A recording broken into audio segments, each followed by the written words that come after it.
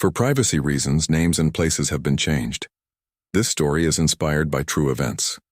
On a crisp autumn morning in April 2001, 30-year-old Ian Sullivan and his hiking companion Brooke Wilson, 27, set out from their base camp in Tasmania's Cradle Mountain Lake St. Clair National Park. The experienced wilderness photographers were documenting the park's rare alpine ecosystems. They never returned. Despite an extensive search operation involving park rangers, police helicopters, and dozens of volunteers combing the rugged terrain, both adventurers seemed to have vanished into the pristine wilderness. For 17 years, their families lived with devastating questions, while their abandoned cameras sat in evidence storage, their final images undeveloped. Then, in 2018, a sudden rockfall in a remote section of the park uncovered more than just geological layers. It revealed a dark secret at the heart of Tasmania's conservation community. This is the complete investigation into what happened to Ian Sullivan and Brooke Wilson. Before we continue, let us know where you're watching from, and if you enjoy this content, consider liking and subscribing to our channel. Now let's continue. In the crisp morning air of July 15, 2001, wilderness photographer Ian Sullivan and nature guide Brooke Wilson embarked on what should have been a routine documentation expedition into Tasmania's Cradle Mountain Lake St. Clair National Park. The pair had meticulously planned their week-long journey to capture the unique alpine ecosystems that made this corner of Australia a biological treasure trove. Sullivan, renowned for his ability to capture wildlife in their most intimate moments, had spent the previous 5 years documenting Tasmania's endangered species. Wilson, with her extensive knowledge of the park's terrain and wildlife patterns, was the perfect partner for this ambitious project. Their mission was clear: document the declining populations of native species, particularly the iconic Tasmanian devil, in their natural habitat. The last communication from the duo came through their satellite phone at 6:43 p.m. on July 17. Wilson reported to the park office that they had established their base camp near the western ridge of Cradle Mountain, approximately 8 kilometers from the nearest marked trail. The weather was holding steady, she noted, and they had already captured some remarkable footage of nocturnal wildlife activity. 3 days later, when they failed to check in for their scheduled evening report, the first whispers of concern began to ripple through the park ranger station. Ranger Sarah Foster, who had helped plan their route, initially attributed the silence to poor reception in the notoriously challenging terrain. But as another day passed without contact, the whispers of concern grew into shouts of alarm. The discovery of their base camp on July 22 only deepened the mystery. The site appeared frozen in time, as if its occupants had simply vanished mid-expedition. A top-of-the-line Canon EOS 1V camera lay carefully protected in its weatherproof case. Expensive lenses worth thousands of dollars remained neatly organized in a padded equipment bag. Their tent stood intact, with sleeping bags still rolled out inside. A half-empty pot of freeze-dried pasta sat on their camping stove, the contents long since turned to an unidentifiable mass in the mountain air. The search operation launched immediately was one of the largest in Tasmania's history.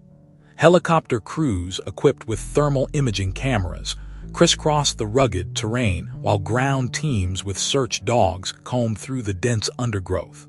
The weather, which had been stable during the pair's initial days, turned treacherous, with low clouds and intermittent rain hampering visibility.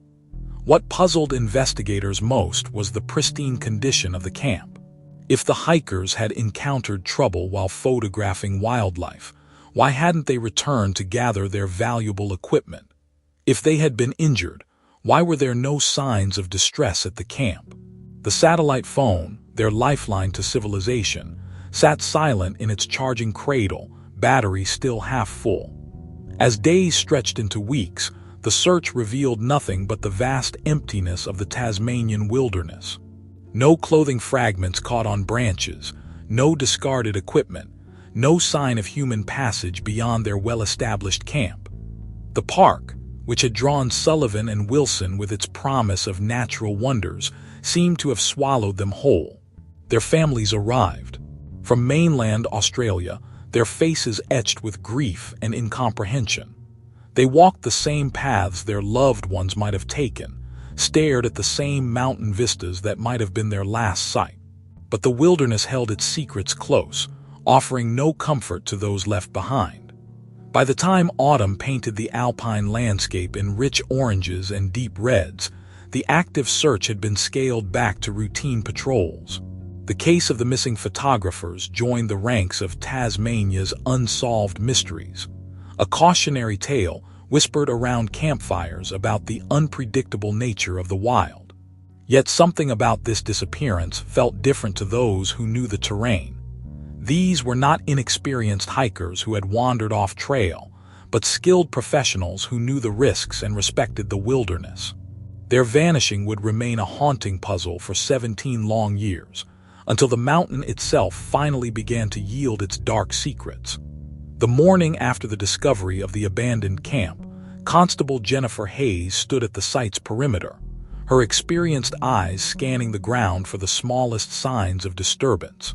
23 years with Tasmania police had taught her that wilderness cases were different nature, had a way of erasing evidence with each passing hour. The base camp told a story of abrupt departure. Hayes noted how Sullivan and Wilson's personal items remained exactly where they would have placed them for easy access. A notebook lay open on a camp table, its pages filled with Wilson's precise handwriting detailing wildlife movement patterns. The last entry, dated July 17, mentioned unusual activity near the western ridgeline. Ranger Sarah Foster, who had joined the investigation team, provided crucial insights into the pair's planned route. According to her, Sullivan had expressed particular interest in photographing devils in their natural hunting grounds, specifically mentioning several remote valleys where recent sightings had been reported. Foster's knowledge of the terrain proved invaluable as she helped map out the most likely paths the missing hikers might have taken. The weather complicated matters significantly. While the first days of the search enjoyed clear conditions, a system of low-pressure cells soon moved in, bringing with it sheets of rain that transformed the alpine soil into treacherous mud. Search dogs struggled to maintain any scent trail, their handlers fighting against the elements as they methodically covered each designated search grid. Interviews with other hikers who had been in the area yielded tantalizing but ultimately frustrating leads. A German tourist reported seeing two figures matching Sullivan and Wilson's description, heading toward the western ridge on the afternoon of July 17, carrying what appeared to be camera equipment. This aligned with the last known satellite phone communication, but provided no clues about their subsequent movements. Hayes' team discovered something peculiar during their third day of investigation. Approximately 2 kilometers from the base camp, they found fresh vehicle tracks that shouldn't have been there. The park had no authorized vehicles in that sector during the time frame in question. More puzzling still were the unusual gauge marks in the soil, suggesting a vehicle with a custom wheelbase had accessed the restricted area. The investigation took another turn when Dr. Robert Kim, a leading Tasmanian devil researcher, examined photos from Sullivan's recovered camera. The images captured in the days before their disappearance showed several devils with distinctive marking patterns known to inhabit the area. However, Kim noted that some of the photographed devils displayed signs of recent sedation, their movements unusually sluggish in the sequential shots. As the first week of investigation drew to a close, Hayes faced mounting pressure to explain the inexplicable. The evidence painted a contradictory picture. Experienced outdoor professionals who vanished without taking their essential gear, vehicle tracks where no vehicles should have been, and wildlife behaving abnormally in their final photographs. Each answer seemed to spawn more questions. The family's daily visits to the command post grew increasingly difficult. Hayes watched as hope slowly drained from their faces, replaced by a desperate need for any information, any explanation that might make sense of their loved one's disappear. Rants. She kept returning to the last entry in Wilson's notebook, wondering what exactly that unusual activity might have been, and why it had drawn them away from the safety of their camp. Local media began running daily updates, their headlines growing more sensational with each passing day. Theories ranged from animal attacks to wilderness mishaps, but none fully explained the peculiar circumstances surrounding the case.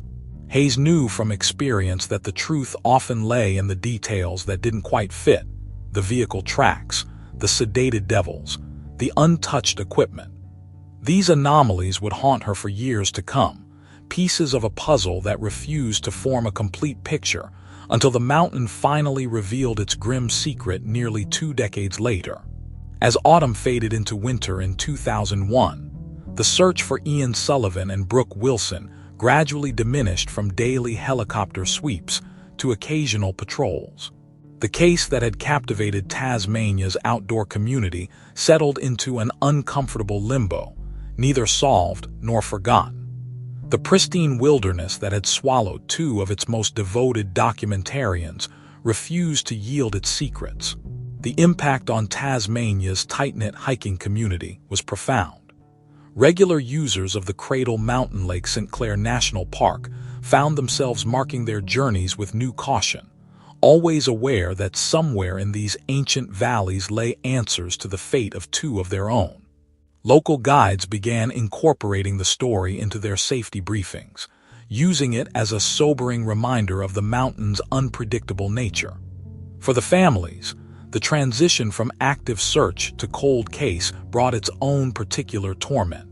Each passing season meant new weather patterns that could further obscure whatever evidence remained. Ian's mother, Patricia Sullivan, maintained a constant vigil, returning to the park every July to walk the trails her son might have taken. Brooke's sister, Claire Wilson, established a website dedicated to gathering information about the case, though the leads it generated led nowhere. The annual case reviews became an exercise in frustration for Constable Jennifer Hayes. Each year, she would meticulously re-examine the evidence: the undisturbed camp, the vehicle tracks that had never been explained, the final cryptic note about unusual activity. The photographs recovered from the camp continued to raise questions, particularly the ones showing sedated devils, but without context, they remained merely another piece of the puzzle. Various theories emerged over the years. Some suggested a climbing accident had taken both lives, though no evidence of climbing equipment was found at the camp. Others pointed to the possibility of foul play, noting the unexplained vehicle tracks, but no concrete suspects ever materialized. Wildlife experts proposed that the pair might have stumbled upon something they weren't meant to see, though what that might have been remained unclear. By 2005, the case file had grown thick with false leads and dead ends. A group of university students claimed to have found a camera lens cap matching Sullivan's equipment, but analysis proved it was from a different model. A deathbed confession from a former park worker about witnessing suspicious activity in the area proved to be nothing more than fever-induced delusion. The investigation remained technically active, but by 2010, it had joined the ranks of Tasmania's enduring mysteries. The missing persons posters, once prominently displayed throughout the park, faded and were replaced with newer cases. The regular media inquiries dwindled to occasional anniversary pieces, each one offering little more than a rehash of the known facts. Yet something about this case refused to be forgotten. Perhaps it was the strange details that didn't add up, the valuable equipment left behind, the unexplained vehicle tracks, the sedated devils in the photographs. Or perhaps it was the simple fact that 2 people who knew the wilderness better than most had vanished without trace in a place they understood so well. Ranger Sarah Foster, who had helped plan their final expedition, kept their maps pinned to her office wall, the proposed route marked in fading red ink. Dr. Robert Kim continued his research on the devil population in the area, always keeping an eye out for any clues that might shed light on the mystery. Hayes maintained contact with the families, though she had less and less to tell them as the years passed. The case settled into a kind of suspended animation, neither alive with new leads nor truly dead. It would take 17 years, a significant geological event, and a dark revelation about wildlife trafficking to finally bring answers to the questions that had haunted Tasmania's wilderness community for nearly 2 decades. But in those intervening years, the disappearance of Ian Sullivan and Brooke Wilson served as a reminder that even in the most carefully documented wilderness, some stories remain hidden beneath the surface, waiting for time and circumstance to bring them into the light. On a stormy morning in March 2018, nature finally began to reveal its long-held secrets. Heavy rains had saturated the western face of Cradle Mountain, triggering a significant rockfall that exposed what lay beneath nearly 2 decades of accumulated soil and stone. A routine patrol by Ranger Sarah Foster led to a discovery that would shake the Tasmanian wilderness community to its core. The first indication that something was amiss came when Foster noticed unusual coloring among the freshly exposed rock face. What initially appeared to be scattered debris turned out to be fragments of weather-worn climbing gear. As she approached the site, the grim reality became clear. Human remains lay partially exposed beneath the scattered rubble. The recovery operation that followed was painstaking. Forensics teams worked methodically through the debris field, documenting and collecting every fragment of evidence. Among the scattered remains, they found the shattered pieces of a high-end camera, its memory card surprisingly intact despite years of exposure. Most telling was the discovery of specialized wildlife transport equipment, heavy-duty cages and sedation darts that had no legitimate reason to be in this remote location. Dr. Robert Kim, now graying but still the region's foremost expert on Tasmanian devils, arrived at the site within hours of the initial discovery. His examination of the transport equipment revealed modifications specifically designed for capturing and moving devils, modifications that matched no known conservation program. The cages featured custom-built restraint systems that prioritized concealment over animal welfare, suggesting a far more sinister purpose. The recovery of Ian Sullivan's camera proved to be the key that began unlocking 17 years of secrets. Despite exposure to the elements, forensic technicians managed to recover dozens of images from the damaged memory card. The final sequence of photographs told a chilling story. They showed systematic capture operations, devils being loaded into unmarked vehicles, detailed shots of temporary holding facilities, and most damning of all, clear images of individuals handling the endangered animals without proper protective equipment or official identification. These photographs had captured more than just wildlife. They had documented an elaborate trafficking operation. The images revealed a sophisticated system for capturing and transporting Tasmanian devils, complete with temporary holding pens hidden beneath camouflage netting. The last photo in the sequence, taken moments before the camera was damaged, showed a confrontation in progress. Though partially blurred, it clearly depicted a man lunging toward the camera. The remains found at the site told their own story through forensic analysis. Impact patterns on the bones suggested both victims had suffered severe trauma before the rockfall buried them. The position of the bodies indicated they had been deliberately concealed rather than falling victim to a natural accident. This was no longer just a missing persons case.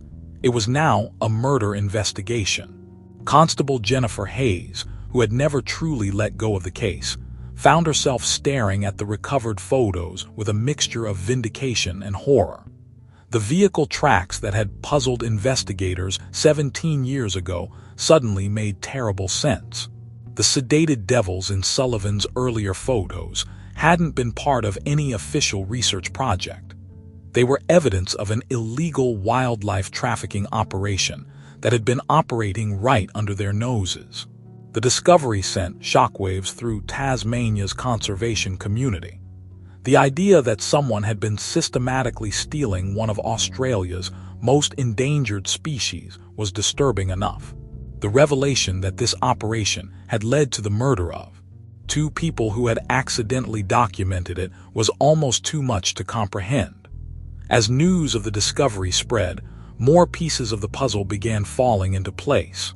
Former park employees came forward with stories of unusual nighttime activity they had dismissed at the time.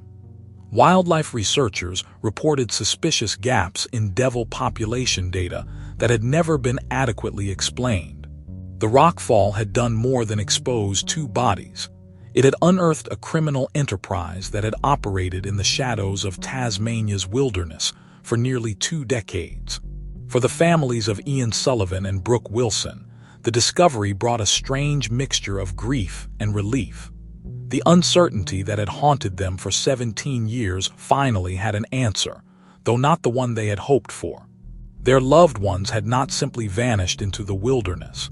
They had stumbled upon something dangerous and paid the ultimate price for their discovery. The discovery of Ian Sullivan's damaged camera launched a new phase of investigation that would finally pierce the veil of secrecy surrounding the 17-year-old case. Constable Jennifer Hayes, now a senior investigator, assembled a specialized task force combining wildlife experts, forensic analysts, and veteran detectives. The scope of their investigation expanded far beyond a simple missing persons case into the shadowy world of illegal wildlife trafficking. Dr. Robert Kim spent weeks analyzing the recovered photographs, his expertise in Tasmanian devil behavior revealing crucial details others might have missed. The devils shown in Sullivan's final photos displayed signs of repeated sedation, their postures and marking patterns indicating they had been captured and transported multiple times. More disturbing were the sophisticated restraint techniques visible in the images, methods that required extensive knowledge of devil handling. The investigation team created a detailed timeline using metadata from the recovered photos. The images revealed a pattern of nighttime activity in restricted areas of the park, with multiple vehicles entering and leaving during hours when all official research teams should have been inactive. Cross-referencing these dates with park records exposed numerous inconsistencies in reported research activities. A breakthrough came when Hayes' team began examining wildlife research permits issued during the period. Dr. Malcolm Green's name appeared repeatedly, his applications requesting unusual access to restricted areas for what he claimed were population studies. Green, a respected wildlife researcher with decades of experience, had maintained an office at the park's research station since the mid-1990s. The team's focus narrowed as they discovered Green's travel patterns coincided perfectly with unexplained drops in devil populations.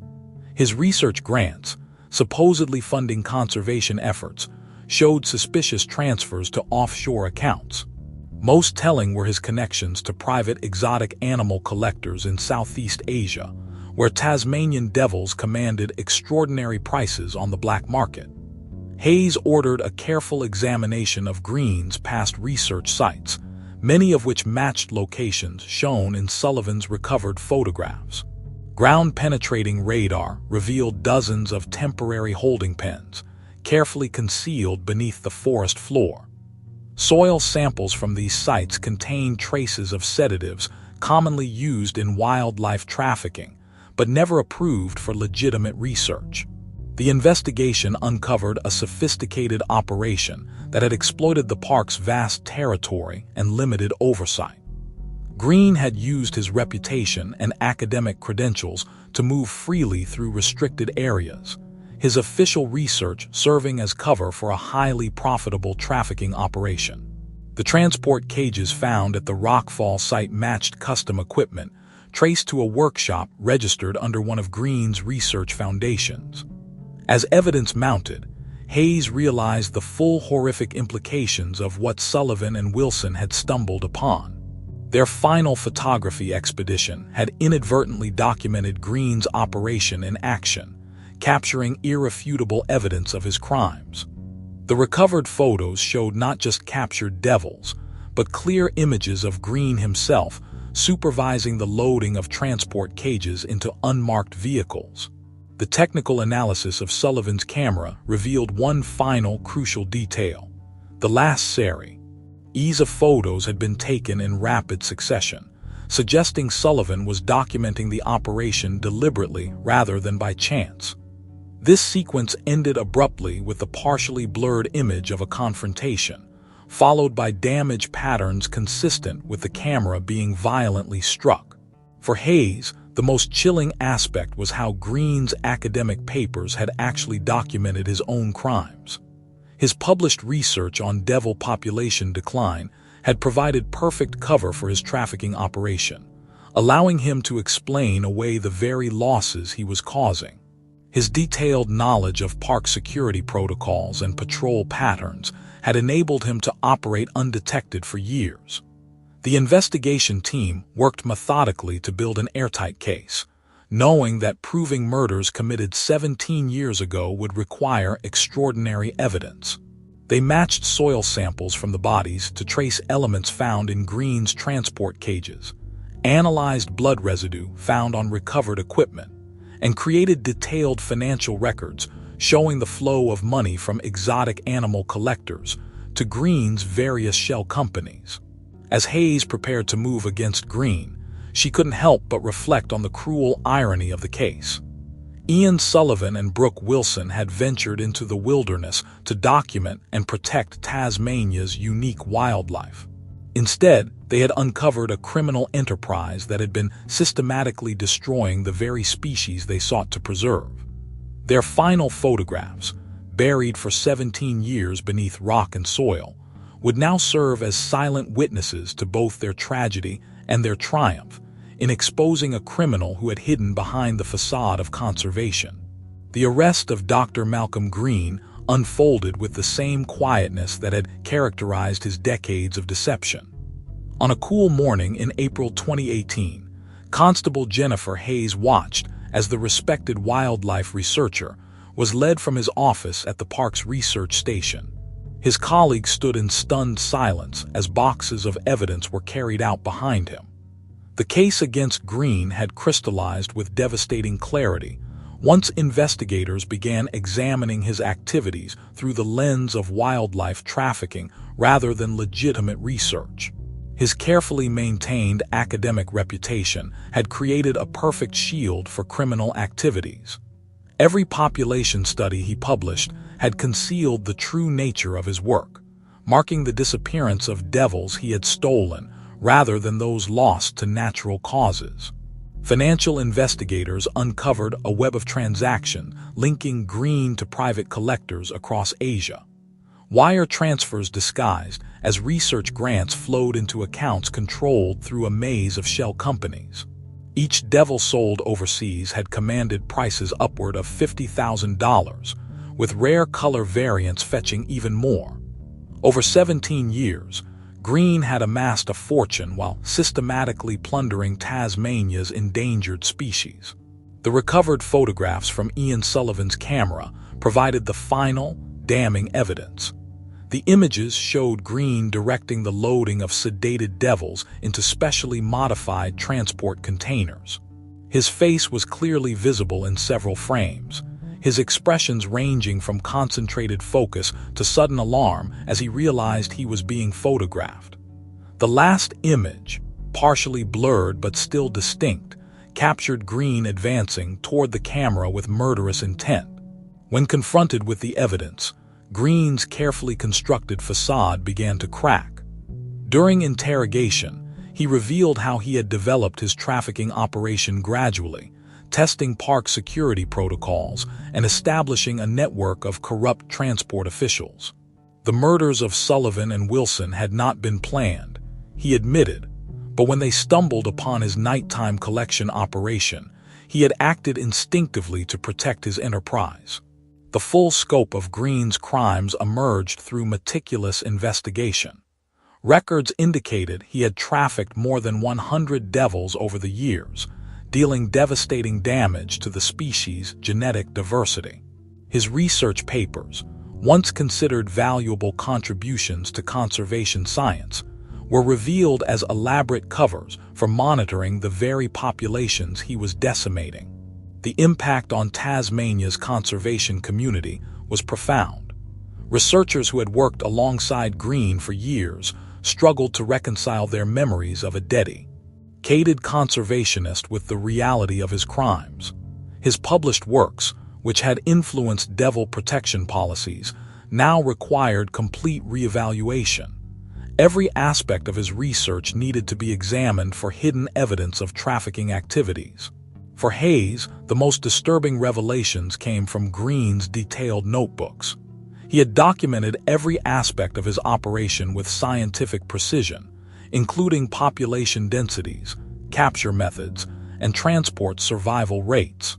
The same methodical approach that had made him a respected researcher had also made him an efficient wildlife trafficker. His notes contained casual references to Sullivan and Wilson's deaths, recorded with the same clinical detachment he used to document devil captures. The evidence gathering culminated in a series of international raids, exposing the full extent of Green's trafficking network. Authorities in several Asian countries seized illegally obtained devils from private collections, their genetic markers matching Tasmania's wild populations. Each recovered animal reinforced the charges against Green, while highlighting the devastating scope of his crimes. As the case moved toward prosecution, Hayes reflected on how Green's expertise had allowed him to operate undetected for so long. His understanding of devil behavior had made him an efficient poacher, while his academic credentials deflected suspicion. The very skills that should have protected Tasmania's unique wildlife had instead enabled their systematic exploitation. The breakthrough in the case brought long-delayed justice for Ian Sullivan and Brooke Wilson. Their final act of documentation, though it cost them their lives, had ultimately exposed a criminal enterprise that had operated in plain sight for nearly 2 decades. The evidence they gathered would ensure that Green faced punishment not only for their murders, but for his crimes against the species they had died trying to protect.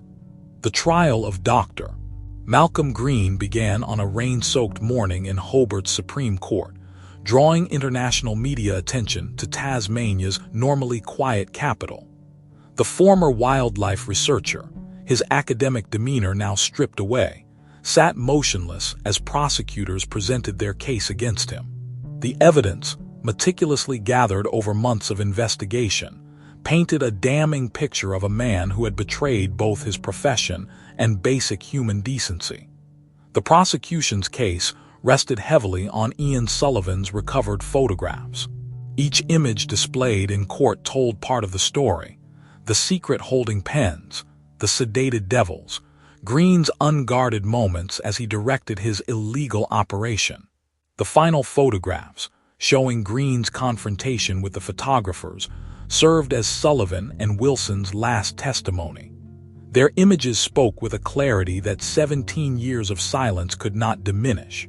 During the 6-week trial, the true extent of Green's trafficking operation emerged through financial records and witness testimony. Former associates, granted immunity, described how he had systematically captured and exported over 100 Tasmanian devils, devastating local populations while amassing millions in illegal profits. Each devil sold had commanded premium prices from private collectors, making Green wealthy while decimating the species he claimed to protect. Green's confession, when it finally came, was delivered with the same clinical detachment that characterized his research papers. He described how Sullivan and Wilson had stumbled upon his nighttime operation, how he had pursued them through the darkness, and how he had ensured their deaths would appear accidental. His voice never wavered as he recounted concealing their bodies beneath the cliff face, returning to his research the very next day as if nothing had happened. The impact on Tasmania's conservation community was profound. Researchers who had worked alongside Green for years testified about subtle irregularities they had noticed but dismissed, their trust in his reputation overriding their instincts. Dr. Robert Kim, his voice heavy with emotion, detailed how Green's actions had potentially set back devil conservation efforts by decades, removing crucial breeding stock from an already endangered population. The families of Sullivan and Wilson sat through every day of testimony, their faces reflecting both grief and relief as the full truth finally emerged. Patricia Sullivan, Ian's Her spoke at the sentencing hearing about the 17 years of uncertainty that had haunted her family. Claire Wilson, Brooke's sister, described how her sister's passion for wildlife protection had ultimately led her to uncover the very crimes that ended her life. When the judge delivered the sentence, life imprisonment with no possibility of parole, Green showed the first crack in his composed facade. The weight of his crimes, measured not just in human lives, but in the damage done to an endangered species, warranted the maximum penalty. Additional charges related to wildlife trafficking added decades to his sentence, ensuring he would never again walk free. In the aftermath of the trial, Tasmania's wildlife protection protocols underwent complete revision. New safeguards were implemented to prevent research credentials from being used as cover for illegal activities. The Park Service established the Sullivan-Wilson Memorial Fund, dedicated to supporting legitimate devil conservation efforts and funding enhanced security measures throughout the park system. The recovery operation for the trafficked devils continued long after Green's conviction. International authorities worked to locate and repatriate surviving animals from private collections across Asia. Each recovered devil represented a small victory in the ongoing battle to preserve the species, though many would never be found. Constable Jennifer Hayes, whose determination had helped crack the case, oversaw the installation of a memorial plaque at the site where Sullivan and Wilson's remains were discovered. The simple bronze marker acknowledged their sacrifice while reminding visitors of the ongoing need to protect Tasmania's unique wildlife. Their final photographs, now secured in the state archives, served as both evidence and legacy, documenting not only the crimes they uncovered, but also their unwavering dedication to wildlife conservation. The case fundamentally changed how wildlife trafficking was investigated in Australia. Law enforcement agencies developed new protocols for monitoring research activities, recognizing that academic credentials could serve as cover for criminal enterprises. The tragedy of Sullivan and Wilson's deaths led to stronger protections for both wildlife and those who dedicated their lives to documenting and preserving it. As Tasmania's wilderness community began to heal, the story of Ian Sullivan and Brooke Wilson became part of the park's history. A reminder that the truth, though sometimes buried deep, eventually finds its way to the light. Their work, cut tragically short, had ultimately achieved its goal of protecting the creatures they loved, though at a cost neither they nor their loved ones could have imagined.